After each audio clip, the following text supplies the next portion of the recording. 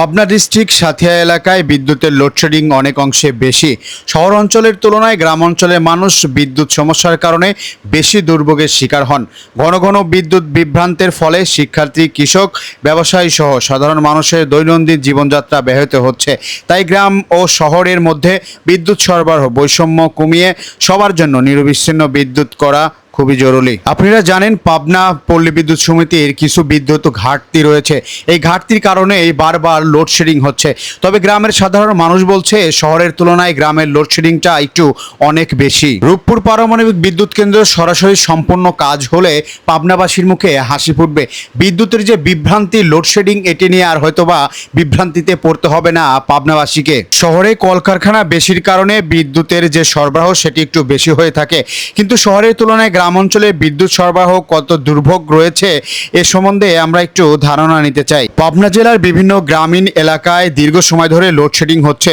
শহর অঞ্চলের তুলনায় গ্রামে বিদ্যুৎ বিভ্রান্তের মাত্রা বেশি বলে অভিযোগ স্থানীয়দের। বারবার লোডশেডিং হওয়ার কারণে সন্ধ্যা ও রাতে পর্যাপ্ত আলো না পাওয়ার কারণে পড়াশোনায় ব্যাঘাত হচ্ছে স্টুডেন্টদের। সেচ কার্যক্রম বিঘ্ন, বৈদ্যুতিক সেচ পাম্প বন্ধ থাকলেও কৃষিকাজের ফসল উৎপাদনের অনেক অংশে ক্ষতি হচ্ছে।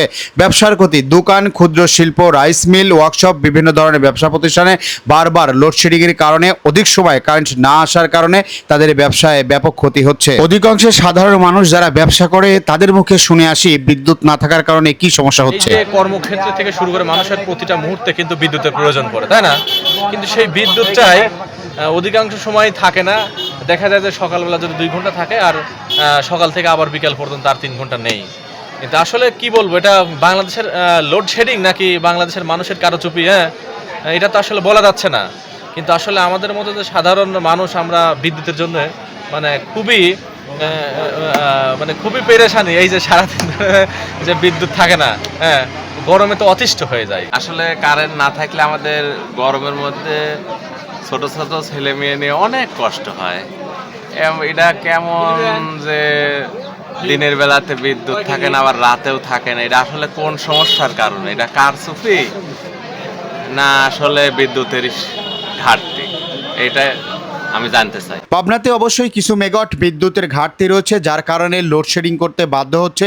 পল্লী বিদ্যুৎ সমিতি বলছে আমরা সর্বোচ্চ চেষ্টা করে যাচ্ছি, কিন্তু কথা হচ্ছে গ্রামের সাধারণ মানুষ যেন বুঝতেই চাচ্ছে না। সাধারণ মানুষের কষ্ট হচ্ছে, গরমে অধিকাংশেই তারা ভেঙে পড়ছেন। তারা বলছেন এত গরম সহ্য করার মতো না, তারপরে বারবার হচ্ছে লোডশেডিং। স্থানীয় বাসিন্দারা বলছেন বিদ্যুৎ পরিস্থিতি উন্নয়নে তারা ভবিষ্যতের ইতিবাচক পরিবর্তন দেখতে চান এবং এ বিষয়ে জনাব তারেক রহমানের নেতৃত্বে প্রতি আস্থা রাখতে চান।